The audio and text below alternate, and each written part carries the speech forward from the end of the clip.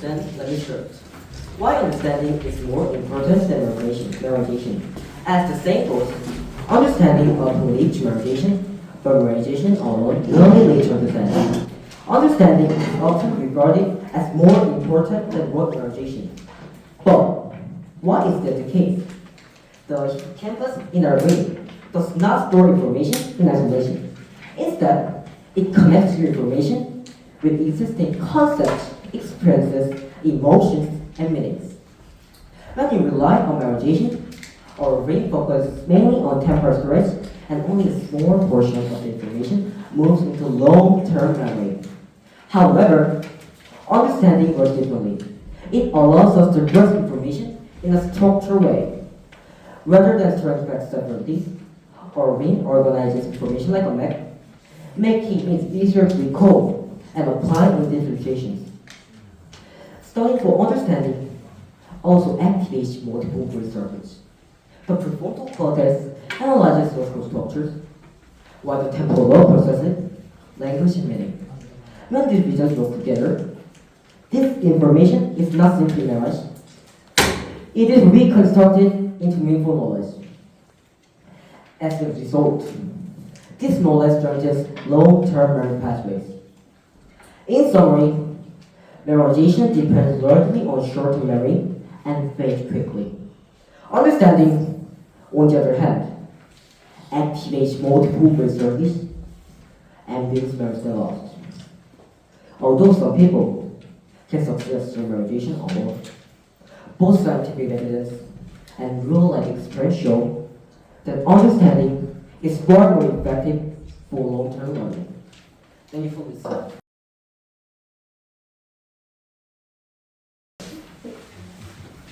When you're studying, what type do you use, and which is better on understanding and memorizing in yourself? In my opinion, understanding is more important than memorizing, because understanding can help you remember longer and motivate you, and it is important to choose your own type of studying. So I will let you know why understanding is more important than memorizing. First, understanding can remember longer than memorizing. If there is a thing that you must remember a long time, you should understand and make it your own knowledge. Because a second, understanding motivates you. When you finally understand something hard to understand, you can get satisfaction and happiness. Because of this, you can get interest in studying. Finally, memorizing may be helpful for short-term memories like exam, but you have to understand and making your own knowledge. Thank you.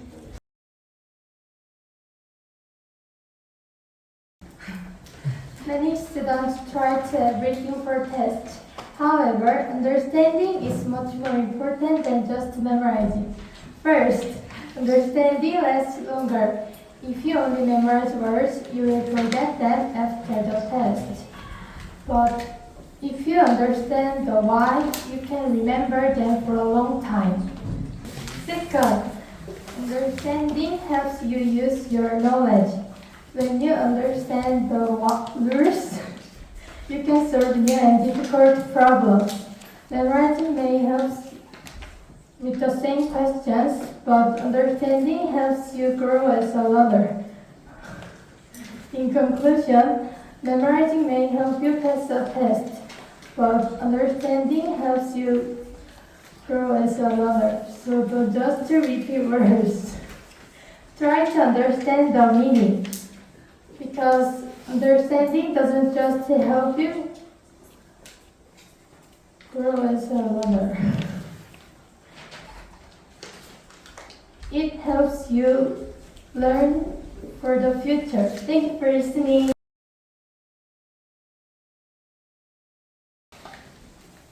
Do you know differences between understanding and memorizing?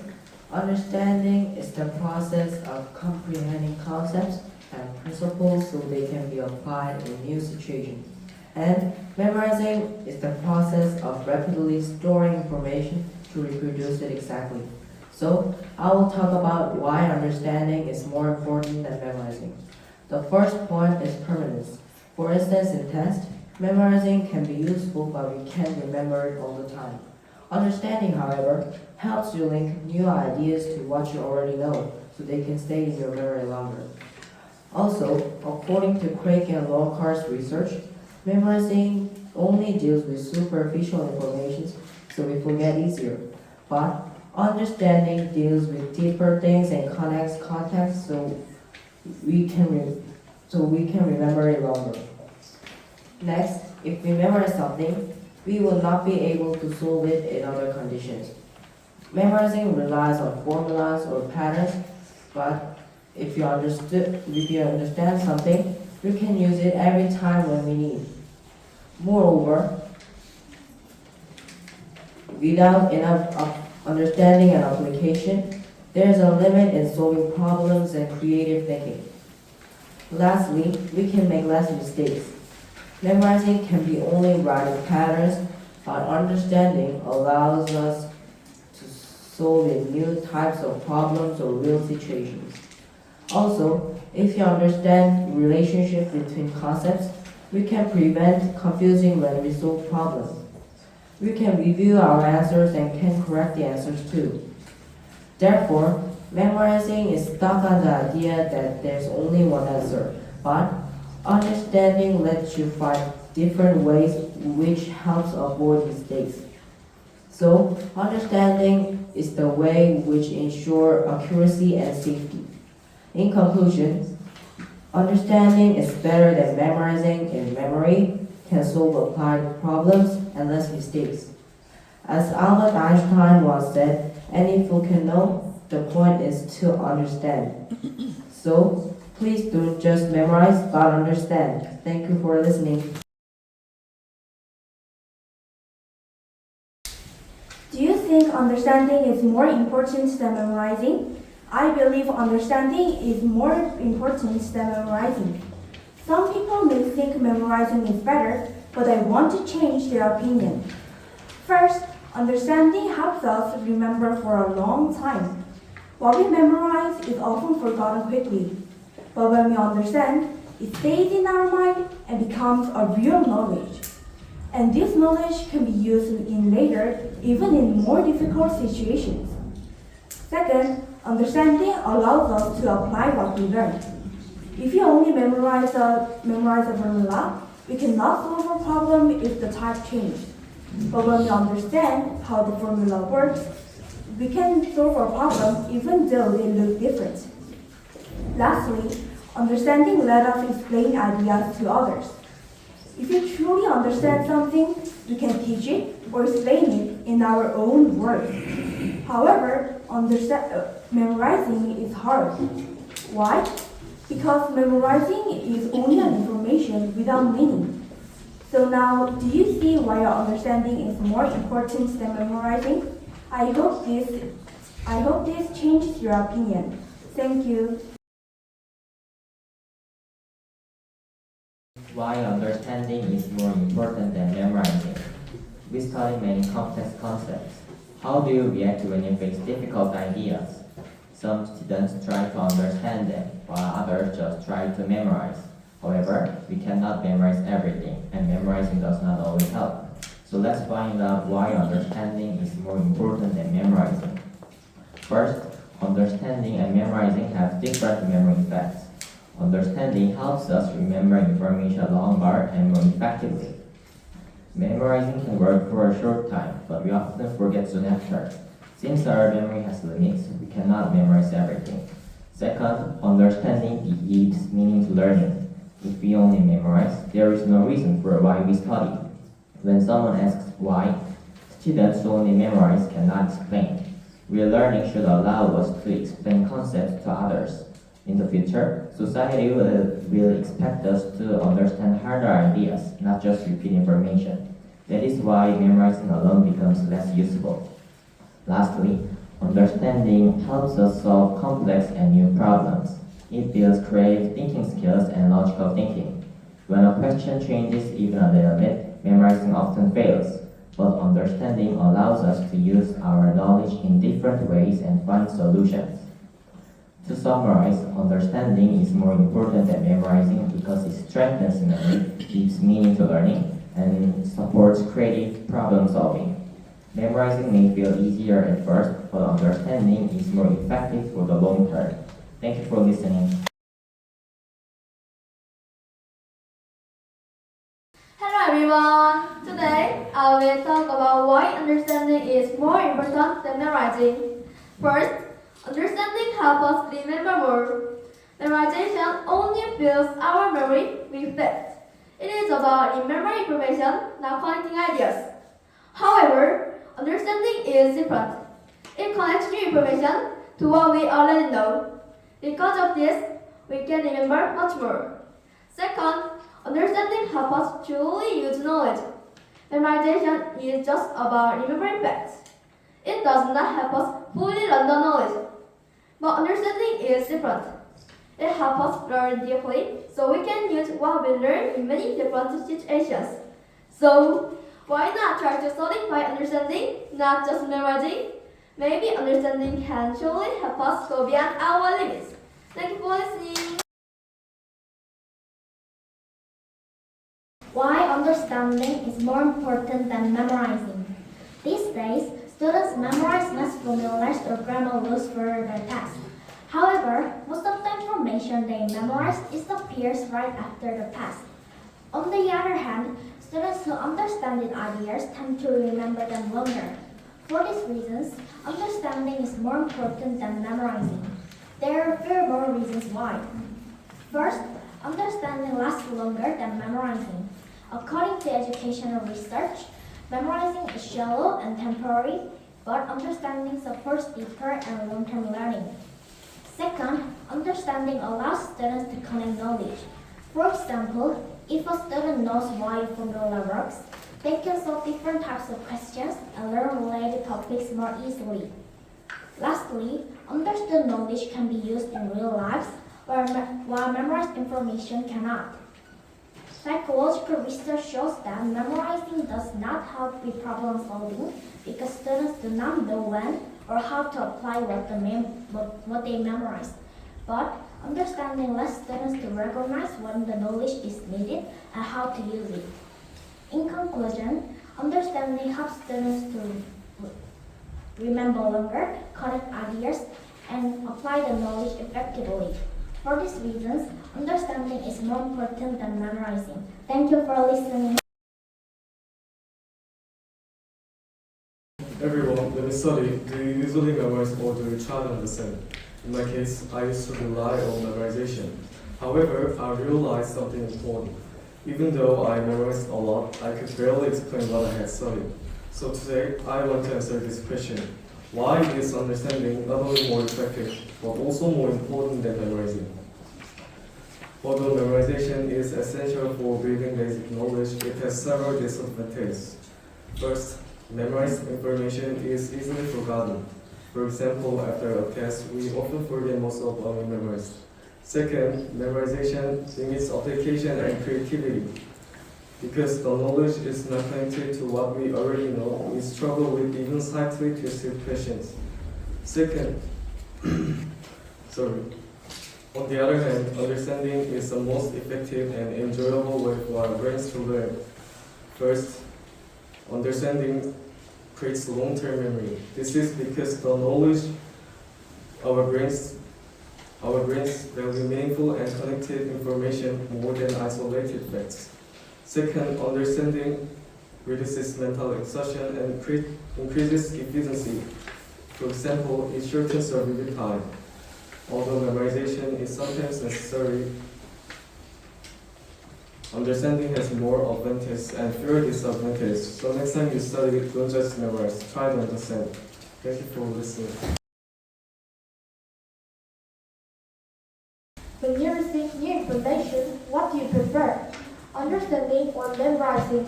People may choose differently, but most experts argue that understanding is more effective for learning and memory. There are clear reasons, and I would like to explain them today. First, understanding helps our memory last longer. Memorizing allows us to collect a lot of information in a short time, but we often forget it quickly. Why does understanding last longer? Because our brain remembers meaning, context, and connections, not just the words. When we understand the concept, our prefrontal cortex compares, analyzes, and creates a logical structure. This activates more brain circuits and strengthens synapses, which allows our memory to last longer than simple memorization. Second, understanding makes learning more interesting. Many students have tried to memorize math formulas. Memorizing can help us solve problems faster and with fewer mistakes, but it does not always make learning enjoyable. When we only memorize, we lose curiosity and motivation. However, when we try to understand why we wrote the words, our interest grows and our problem-solving skills improve in the long run. Both understanding and memorizing are important in learning, but understanding is the foundation that we cannot skip. It helps our memory last longer and increases our interest in learning. For these reasons, understanding is more important than memorizing, and we should choose to understand whenever we learn something new. Thank you for listening. Hello everyone. Today I want to talk about why understanding is more important than memorizing. Many students study by memorizing words and answers, but I believe real learning begins when we truly understand something. First, understanding helps us remember things for a long time. When we only memorize, we easily forget after the test. However, when we understand the meaning, we can remember it much longer. Second, understanding helps us use what we learn. Memorized answers work only for similar questions. However, understanding helps us. Understanding makes us curious and helps us use what we learn. Third, understanding makes us enjoy learning more. Memorizing can feel boring and stressful, but understanding makes us curious and helps us enjoy learning more. In conclusion, memorizing may help us get good scores for a short time, but understanding makes us learn for life. That's why understanding is more important than memorizing. Thank you for listening.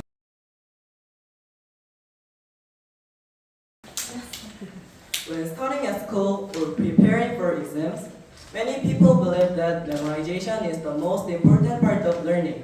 However, information that is only memorized is easily forgotten over time and is difficult to apply to new situations.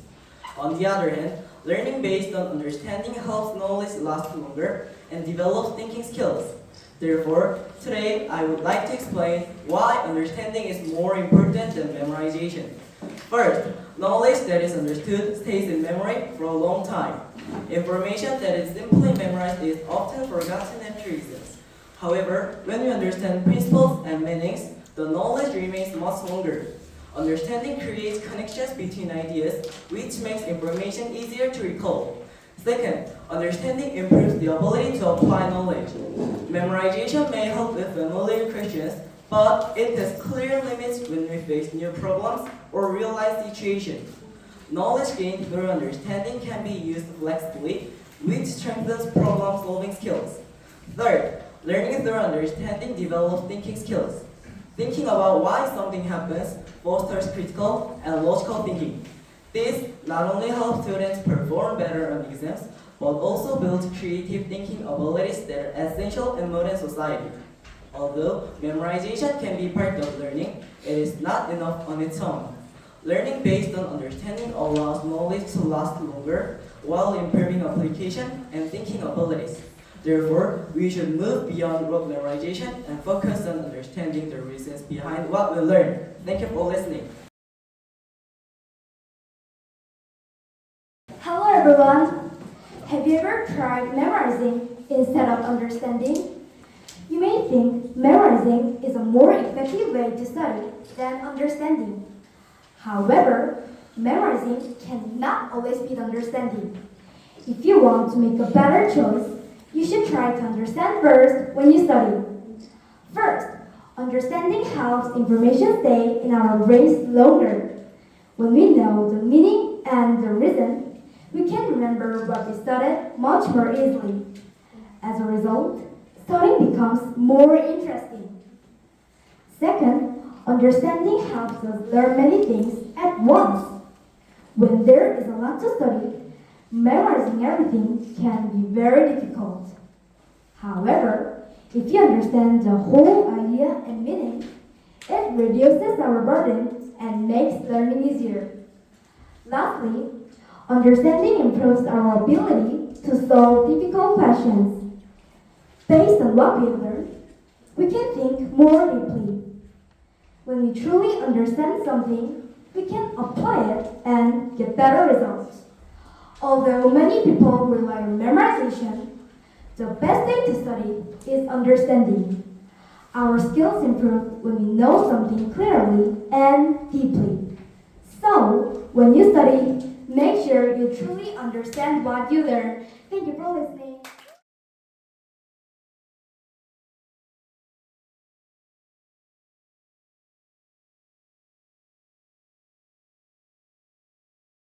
Good afternoon, everyone. Let me ask you something. Have you ever used AI to help you with your homework? Did it really help you understand better? Today's debate explores whether artificial intelligence should be allowed for homework and studying. As technology becomes part of daily life, we must decide how it should affect education. This debate will follow the Karl-Popper debate format. Each team will have equal time to speak, respond, and summarize. Now, let us begin. We will start with the affirmative size constructive speaker. This speaker will present the main arguments for their team. You have 2 minutes. Please begin. Before starting, this debate is about whether artificial intelligence tools should be allowed for homework and study. Our team argues that AI tools should be allowed. There are 3 reasons why we think. First of all, AI can enhance understanding of difficult concepts. According to Harvard University, step-by-step guidance improves understanding. AI can break down concepts in different ways to help students. Second, AI makes students access information quickly and easily. Students can use AI to check what they are studying. This makes learning more efficient. Finally, AI supports self-directed learning. AI can give immediate information and feedback to students. Immediate review boosts students' independent studying. Therefore, we think that AI tools should be allowed for homework and study. Thank you for your presentation. Your time is up. Now, it is the negative size constructive speaker's turn. This speaker will present the main arguments for the opposing side. You have 2 minutes. Please begin. This debate is about whether artificial intelligence tools should be allowed for homework and studying. Our team believes that artificial intelligence should not be allowed for homework and studying. First, AI can provide incorrect or misleading information. For example, last October, Naver AI mentioned Dokdo as Japanese territory, which caused serious controversy. Even though Naver is a Korean company, the AI still produced incorrect information. This shows that AI can make serious mistakes, and students may believe this information without questioning it. Second, AI can reduce students' critical thinking skills. According to the One Day newspaper, when AI writes homework for students, they lose the opportunity to experience the process of research and writing. Homework is meant to help students think, analyze, and organize ideas. If AI does this work instead, then students cannot develop these essential skills. Third, using AI for homework can make students lazy. According to a study by the MIT Media Lab, students who use ChatGPT while doing assignments show the lowest brain activity levels. As students rely more on AI, they think less by themselves and lose motivation over time. For these reasons, we believe that artificial intelligence tools should not be allowed for homework and studying. Thank you for your presentation. Your time is up. We will now move on to the rebuttal round. In this round, speakers will respond directly to the arguments presented by the opposing team. First, the affirmative size rebuttal speaker. You have 2 minutes. You may begin. The opposition argues that AI is inaccurate, reduces critical thinking, and makes students lazy. We strongly disagree. First, inaccuracy existed even before AI. Textbooks can be outdated and websites can contain errors too. The solution is teaching students how to verify information, not banning tools. Second, AI is a tool that extends thinking, not replaces it. Students must read AI feedback, recognize mistakes, and revise their answers. That requires cognitive engagement. The same fear existed with calculators, and word processors. These tools help students to focus on higher level thinking. Third, classroom data challenges the laziness claim. Pilot programs such as Khan Academy's AI tutor projects reported increased student participation after AI was introduced. This suggests more engagement, not less. For these reasons, the opposition's argument does not stand. Thank you. Your time is up. Next, the negative side rebuttal speaker. You have 2 minutes. You may begin. The opposition argues that artificial intelligence should be allowed for homework and study because it helps students learn more deeply. However, this argument is based on an ideal situation, not the reality of how students actually use AI. First, the opposition claims that AI can explain difficult concepts clearly, but AI only works based on the data it is given. The data is not always correct. As we have shown, AI can provide incorrect or misleading information which students may accept without questioning. Second, the opposition assumes that AI is necessary for effective learning. This is not true. Students can learn actively by searching for information in books or on the internet, making mistakes and correcting them by themselves. This process builds real thinking and research skills. Third, the opposition argues that AI improves self-directed learning. We strongly disagree. Many students simply copy AI-generated answers without understanding them. This is passive learning, not independence. For these reasons, the opposition's arguments fail in real classrooms. Thank you. Your time is up. Now, the affirmative side's second rebuttal speaker. You have 2 minutes. You may begin. The key issue in this debate is not whether AI can be misused, but whether banning AI prepares students for the future. AI is already present in our society, and its role will only grow. Governments have begun creating guidelines for AI in education, emphasizing responsible use rather than total ban. Universities and companies also increasingly expect AI literacy. History shows the same pattern with other technologies. People once feared calculators will reduce thinking, but calculators became normal tools that improve learning. Avoiding AI does not protect education. Teaching students how to use AI responsibly strengthens education and prepares students for real life. Thank you. Your time is up. Finally, the negative side's second rebuttal speaker. You have 2 minutes. You may begin. The key issue in this debate is not whether AI exists, but how AI affects real learning.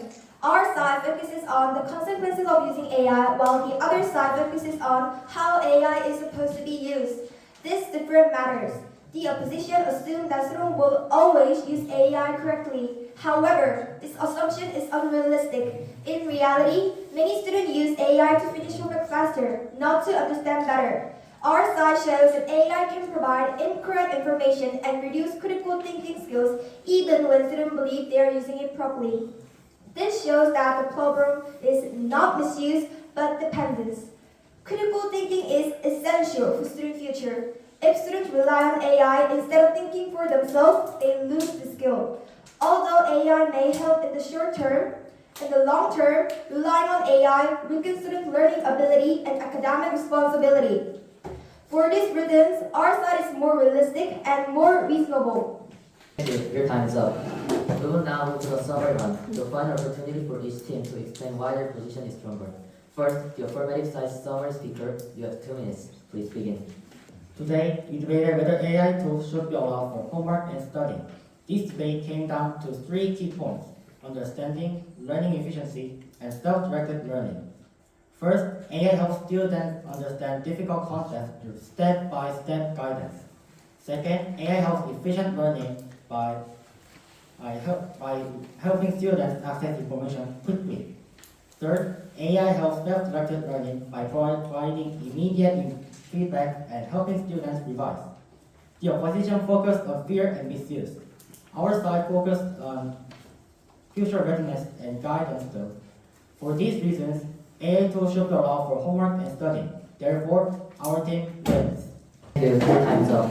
Finally, the negative side's summary speaker. You have 2 minutes. Please begin. Today, we debated whether artificial intelligence tools should be allowed for homework and study. This debate comes down to 3 key issues: accuracy, critical thinking, and responsibility. First, AI can provide incorrect or misleading information which confuses students and harms learning. Second, overusing AI reduces students' critical thinking skills because they lose the chance to think for themselves. Third, depending on AI makes students lazy and reduce motivation. Most importantly, education is not about finishing homework quickly. It is about thinking deeply, understanding concepts, and learning through effort. While the other side focuses on the convenience, our side focuses on the true purpose of education. For these reasons, we strongly believe that artificial intelligence tools should not be allowed for homework and study. Therefore, our team wins. Thank you. Your time is up. Today, we heard arguments about convenience, responsibility, and critical thinking.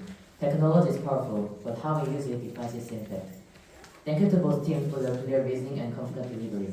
This concludes the first debate session. In a few minutes, we will continue with our next debate topic. 양쪽 팀에 큰 박수 한 번만 더 부탁드리겠습니다.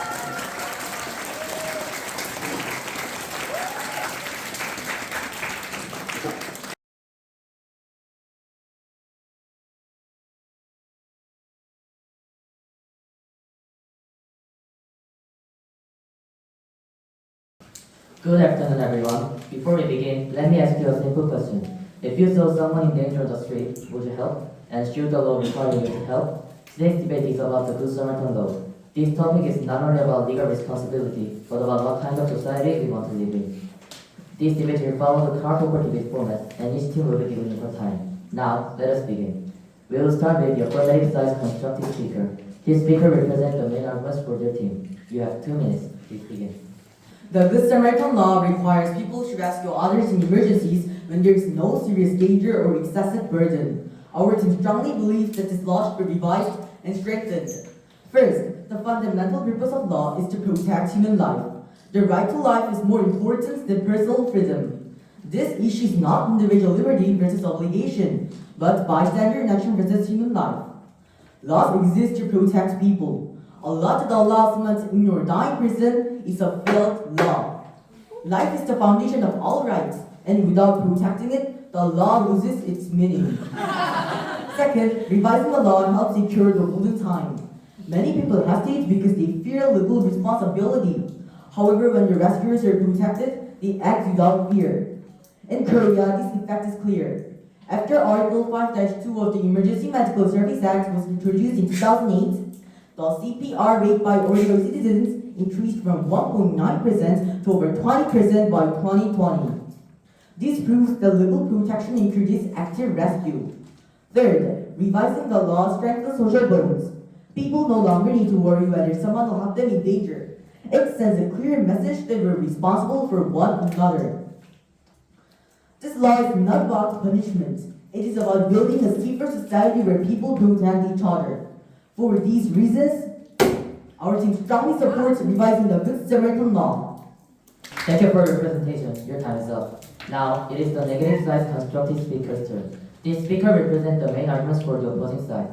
You have 2 minutes. Please begin. This debate is about whether non-helping those in need should be punishable by law.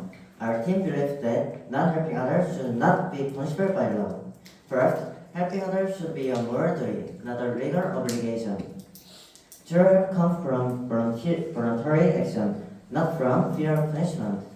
In everyday life, people already help elderly people, injured strangers, and children without being crushed by law. Turning morality into legal requirement becomes genuine kindness. Second, legal punishment can reduce restrictions. If people fear punishment or legal responsibility, they may hesitate to assist or even leave the scene. Fear doesn't encourage action, it discourages faith. Third, emergency situations are subjective and dangerous. Everyone has different abilities, physical strength, training, and emotional readiness. It is unfair and unrealistic to judge whether someone could or should have helped in a dangerous situation. For these reasons, not helping others should not be punishable by law. Thank you for your presentation. Your time is up. We will now move on to the rebuttal round. In this round, speakers will respond directly to the arguments presented by the opposing team. First, the affirmative side rebuttal speaker. You have 2 minutes. You may begin. The opposition argues that helping others should remain a matter of personal liberty, that forcing help damages morality, and that rescue attempts are legally dangerous. We strongly disagree. First, the claim that rescue is dangerous ignores legal protection. Under Article 5-2 of the Emergency Medical Service Act, good faith rescuers are protected, and civil and criminal liability are reduced. This law does not punish rescuers, it protects them. Therefore, the opposition's fear-based argument is incorrect. Second, the opposition claims that legal obligation damages morality. However, refusing to help someone in danger also damages morality. Morality includes both right action and duty. Choosing not to help out of fear is not moral behavior. Legal responsibility supports moral action when fear prevents people from doing what is right. Third, the opposition argues that helping others should remain a matter of personal liberty. This ignores the fact that the right to life is the foundation of all rights. Freedom and equality can only exist if a person is alive. Article 10 of the current Constitution states that the right to life derives from human dignity. When life and freedom conflict, life must come first. For these reasons, the opposition's arguments are unrealistic and unconvincing. Thank you. Your time is up. Next, the negative side rebuttal speaker. You have 2 minutes. You may begin. The affirmative claims that the Good Samaritan law is essential to sparing life. Most of you may stop sitting there. Well, not quite. Since it lessens the importance of individual freedom and ability and legal reality, whether or not giving others a hand in physical crisis shouldn't be punished by law, and here's why. Finally, the law restricts the basic human right that people should live their life freely, which includes the fundamental principle of freedom. The word reasonable is often featured in international laws. However, what is reasonable is unclear and subjective. What counts as an emergency differs drastically from person to person. Next, forced action doesn't hold a key that saves the golden time. However, the appropriate measure does.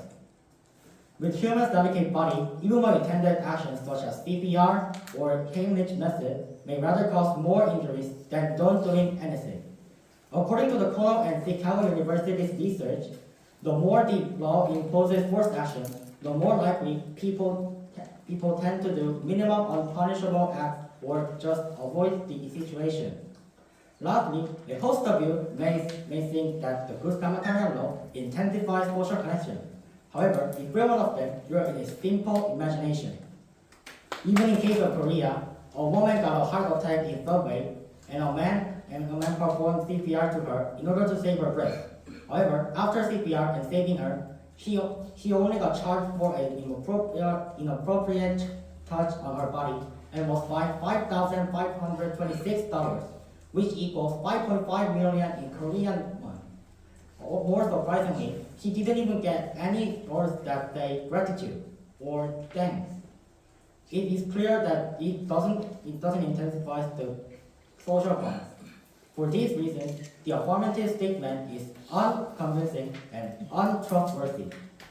Thank you. Your time is up. Now, the affirmative side's second rebuttal speaker. You have 2 minutes. You may begin. The key issue in this debate is whether the Good Samaritan law is appropriate as a law.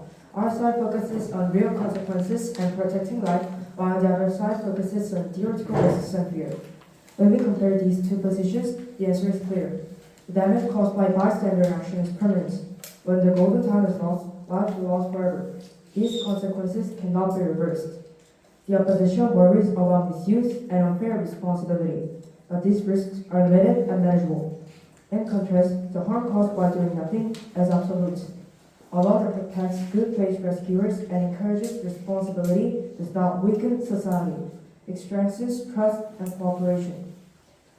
When values are weak, our side prioritizes life, responsibility, and social trust, while the other side prioritizes convenience and hesitation. For these reasons, revising the Good Samaritan law is not only reasonable, it is necessary. Your time is up. Finally, the negative side's second rebuttal speaker, you have 2 minutes. You may begin. The key issue in this debate is voluntary moral action versus forced legal obligation. The affirmative side focuses on ideal outcomes, while our side focuses on realistic behavior and enforcement limits. Forced rescue laws ignore differences in ability, safety, and training. Professional rescuers receive training, equipment, and legal protection. Ordinary citizens do not. This connects to the purpose of legal protection. Laws were created to set up minimum standards of behavior so society can function, not to force people to meet higher moral responsibility. When the laws move beyond minimum standards and enforces moral responsibility, it creates fear, misuse, and unequal judgment, especially in emergencies. Education, moral responsibility, and emergency training protect lives more effectively than punishment. Thank you. Your time is up. We'll now move to the summary round, the final opportunity for each team to explain why their position is stronger. First, the affirmative side's summary speaker, you have 2 minutes. Please begin.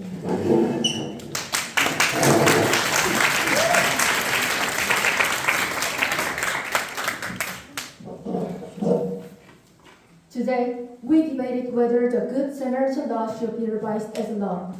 This debate comes down to 3 key points. First, the purpose of law is to protect life. A legal system that fails to protect people in emergencies fails its most basic duty. Second, revising this law secures the golden time. Legal protection removes hesitation and saves lives through immediate action. Third, the law strengthens social bonds. It sends a clear message that we are responsible for one another, creating a safer and more cooperative society. While the other side focused on fear and hesitation, our side focused on life, responsibility, and community. For these reasons, our team clearly wins this debate. Revising the Good Samaritan law is not only better, it is necessary. Thank you. Your time is up. Finally, the negative side's summary speaker, you have 2 minutes. Please begin. Today, we debated whether not helping those in need should be punishable by law. This debate came down to 3 key issues: moral duty, effectiveness, and fairness. First, helping others should remain a moral choice, not a legal threat. Second, punishment increases fear and hesitation in emergencies. Third, emergency situations are varied and situations cannot be judged fairly by law. Laws should protect society by setting minimum standards, not by forcing moral heroism. Voluntary kindness builds stronger communities than legal punishment. For these reasons, not helping those in need should not be punishable by law. Thank you. Your time is up. Today, we heard strong arguments about life, responsibility, and freedom. Some argue that helping should remain a choice. Others argue that protecting life must come first. Whatever your position may be, this debate reminds us that laws reflect our values. Thank you to both teams for your thoughtful arguments, and thank you to everyone for being part of today's debate.